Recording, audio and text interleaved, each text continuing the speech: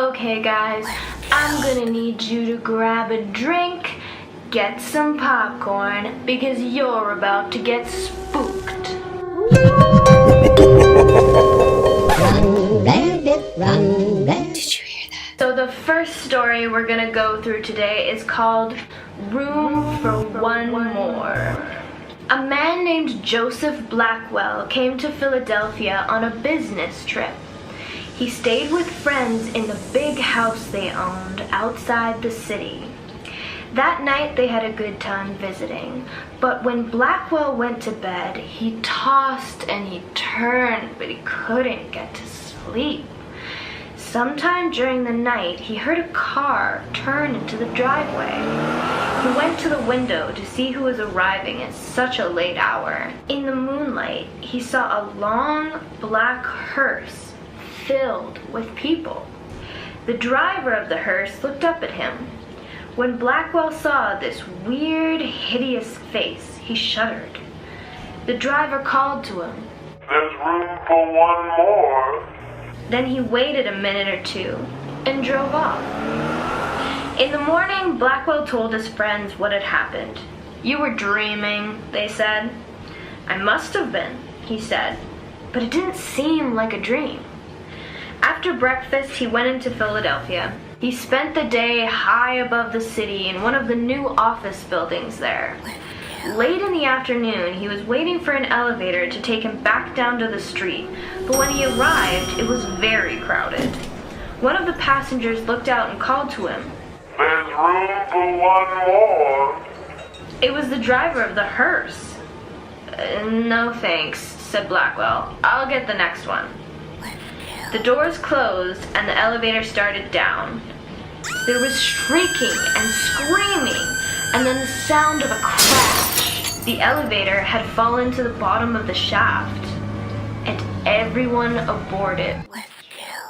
Okay guys, so the next one is a bit of a jingle, and I don't think it's gonna be one you've heard before. This one is called The Hearse Song.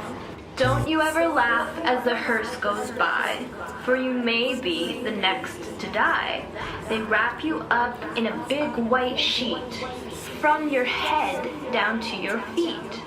They put you in a big black box and cover you up with dirt and rocks. All goes well for about a week, then your coffin begins to leak.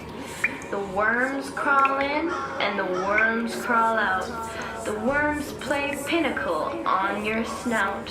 They eat your eyes, they eat your nose. They eat the jelly between your toes. A big green worm with rolling eyes crawls in your stomach and out your eyes. Your stomach turns a slimy green, and pus pours out like whipping cream. You spread it on a slice of bread, and that's what you eat when you are dead.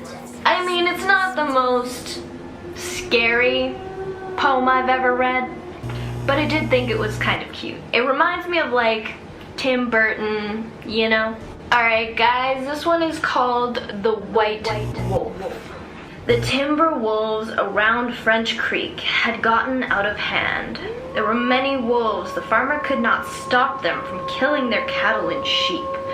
So the state put a bounty on them. It would pay a hunter $10 for every wolf pelt he turned in. A butcher in town named Bill Williams thought he was pretty good money. He stopped working as a butcher and started killing wolves, and he was good at it.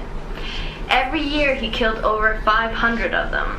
That came to more than $5,000. It was quite a bit of money in those days. After 4 or 5 years, Bill had killed so many wolves that there were hardly any left in the area.